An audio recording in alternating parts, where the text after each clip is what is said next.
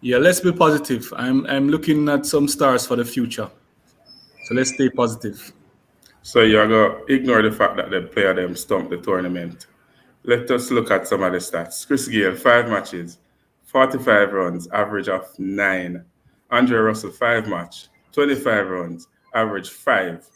Welcome, Sports Nation, to Sports DTM, the sports channel where we call sports down the middle. You can expect the latest in sports news, views, and reviews from our resident analysts. No sports topic is too controversial, and no team or player is above criticism. So just smash that subscribe button and ring that notification bell to make sure you don't miss out on our balanced offering of riveting sports content. And don't forget to like, share, and leave a comment below. Welcome to Sports DTM. Greetings, Sports DTM fans, and welcome to another episode of Sports Down the Middle, your channel of undiluted sports content. Now, Raymond, West Indies playing their fifth and final game of the Super 12 ICC International World Cup against Australia, and they lost this match by 8 wickets. I'm going to share with you the scoreline of the matchup West Indies versus Australia. Here we go. So West Indies batted first, facing 20 overs. Evan Lewis, 29 runs from 26 ball. Chris Gayle, 15 from 9. Nicholas Puran, 4 from 4. Chase Ducks, Etmire, 27 from 28. Pollard, Captain Pollard, 44 from 31. Dwayne Bravo playing in his last match, 10 runs from 12 ball. This is Bravo's highest score in the tournament. Andre Russell not out, 18 from 7. Also his highest score in the tournament. And Jason Holder, 1 run from 1 ball. We spoke about the Australian bowlers, in particular Zampa, and Zampa had a really good bowling effort.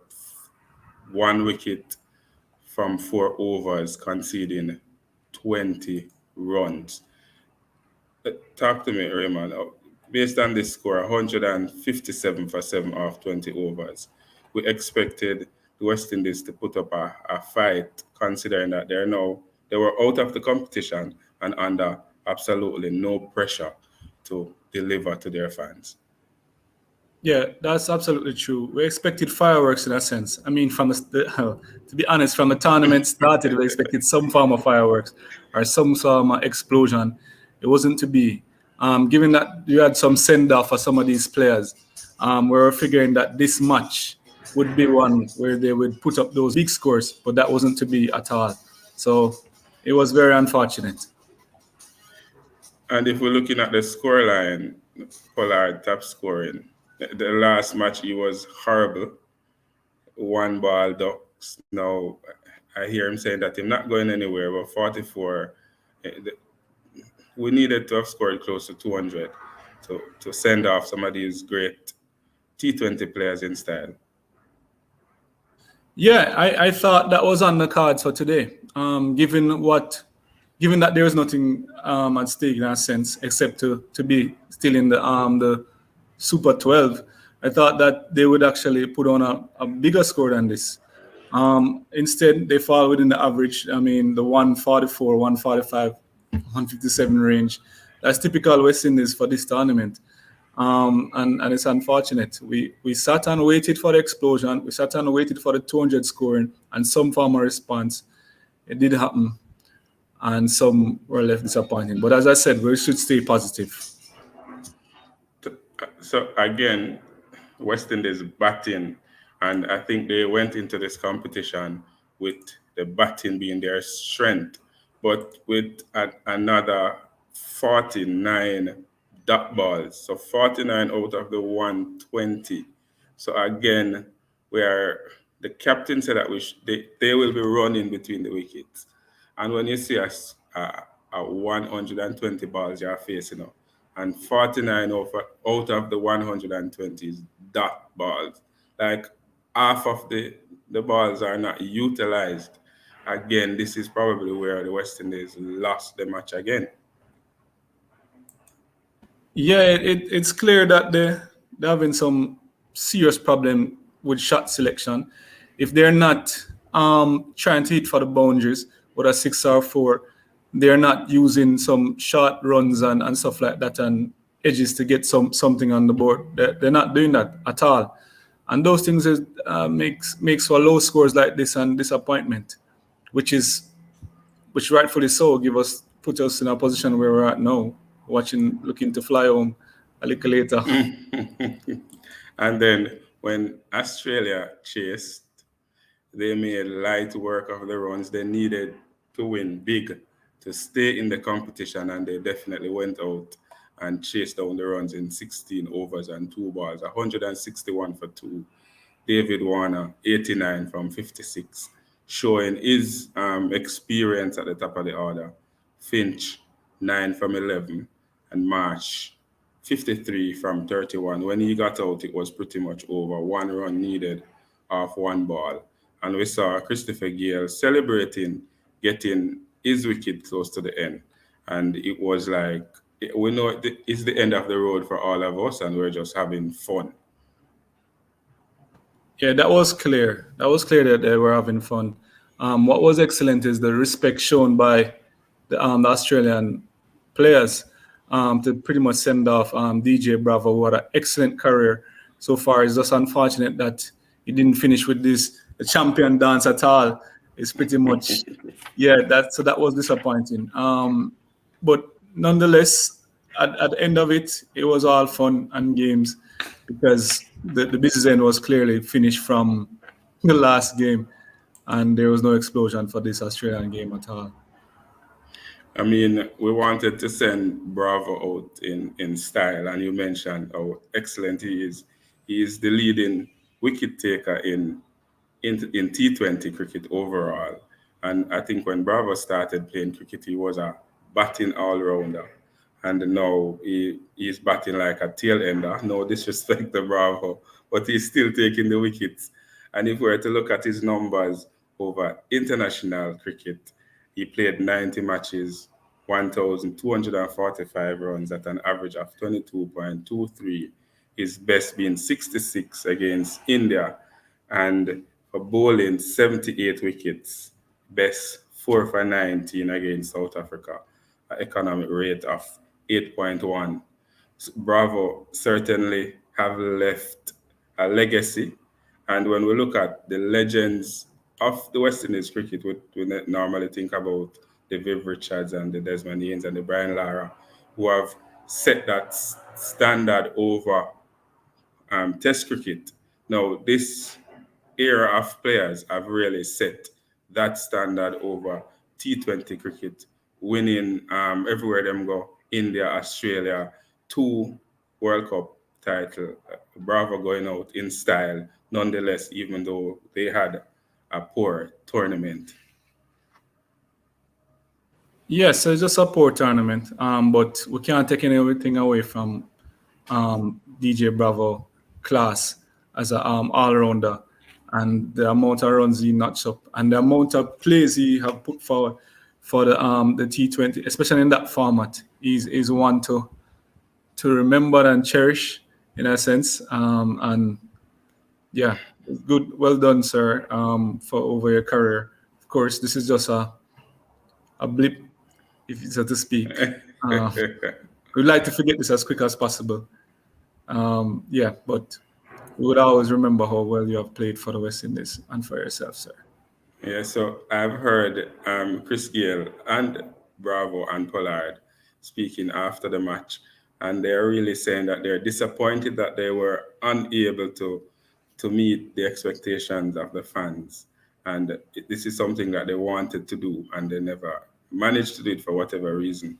So even though they don't look disappointed, they are extremely disappointed of the outcome of this competition. Yeah, as you said, they were pretty much enjoying the last days of the tournament in a sense, with those smile and so forth. I figured they was just enjoying those last days. But the disappointment is sure because no, the selectors might not actually have some of these players back, and that's the writing on the wall. Don't want to speak too much on it yet, but that's the writing on the wall for some of these players, and the selectors really have a job in front of them to actually push youth as best as possible. I see where Pollard was speaking of, unless he's not selected, he's not going anywhere. And fine, and pretty much, I guess, with his 44 knock, he's showing that he's still interested in playing for the West Indies, and he has a lot to offer and more in the tank. Chris Gayle and DJ Bravo, of course, DJ Bravo says retired. Chris Gayle, no word yet. But based on what we have seen, it almost seems like Australia is sending a signal to him. Let's see what happens. But if he chooses not to, it's on the selectors to know what balance the team needs at any given time. And this wasn't done for the tournament just ended. For the West Indies. So what Australia did was an extremely great gesture. Chris Gayle has been universe boss in cricket, and he has been a dominant player for many years. And what Gayle has said is that the West Indies has approached him for his final match to be a home game at the National Stadium. I think they might be playing Ireland or some team like that. I'm not sure, don't quote me on that. But his final game might be a home game at Sabina Park, a homecoming goodbye. Hopefully the fans will be able to join him in wishing him well on an excellent cricketing career. But talking about the positives, did we have too much of an expectation of this team? And the players are great, and they have been great in 2020. But together, and particularly this competition, and if you allow me to read out some of the stats, especially considering that the West Indies went into this competition with their strength being in their batting. Lewis, 5 matches, 105 runs, average 21. His highest score, 56. Gayle, 5 matches as well, 45 runs, average 9. His highest score in the last match against Australia, 15. Puran, 5 matches, 99 runs, average 19.8. His highest score, 46. Etmire, the leading run scorer for the West Indies, and the leading run scorer only scored 127 runs. His highest score, 81, and that was the previous match. So if he had not scored at 81, his tournament score would have probably been close to Chris Gayle at 40-something. Pollard, the captain, 90 runs, average 22.4. Russell, 5 matches. Russell went there with high expectation, ball beater, 25 runs in 5 matches, average 5. I don't know if I should go into the others, but Bravo, who played his last match, played 5 matches. Him bat 5 times. Him scored 26 runs, 5.2 I'm averaging. I scored 10. Right? Simmons, who you remember played that test match innings of 16 of 32, scored 19 runs, average 9.5. Chase, who was the leading run scorer in CPL, scored 48. He played 3 matches, average 16. His highest score 39. Those are the numbers for the team that went into the competition with very high expectation, ball beaters, boundary scorers, the most sixes in T20, the most sixes in World Cup, the most sixes in cricket overall, and none of them don't make more than 150 runs. Well, you see, after you finish reading the stats, one thing is for certain: when you have a defending champion, and especially with a defending champion like the how big and heavy hitters the champions are, like West Indies, there are always going to be high expectations. We should have probably tempered expectation given how West Indies is ranked and form. But guess what? You can't support West Indies and don't have some form of drama, some kind of hope, and all of that. And as Chris Gayle was saying, stay positive with all of that, because this is not the first to enter a tournament out of form and having some issues and still end up winning. So with all of that, you always expect something of them. And we saw where they were placed in the group of death in a sense. And you know it was going to be tricky, but yet still, it still felt like West Indies had a chance to come out of it. And we waited and waited for them to start. You know, they had the warm-up match, didn't look good. Then they had an extra warm-up match against England, clearly. And it still materialized. And then we saw Bangladesh win now. When we beat Bangladesh, we were thinking that, all right, maybe they're going to turn it on now and make one final push. And it wasn't to be. But supporting the West Indies, you can get anything happening at any given time with all of these batsmen who are, as you know, big hitters. Anything can happen. We know we have a weak bowling, but the batsmen, we were expecting great things from them. And they didn't deliver. So where you think it went wrong, particularly in this match, because in looking at the body language of the players against Australia, you could tell that, hey, we're down and out. I see little fight in the players' eyes as they faced Australia. We were asking that there to bring Australia out with them, and they didn't. Yeah, well, clearly Australia wanted it more, so we couldn't stop that. And I remember Adrian was saying that we're going to bring Australia with it.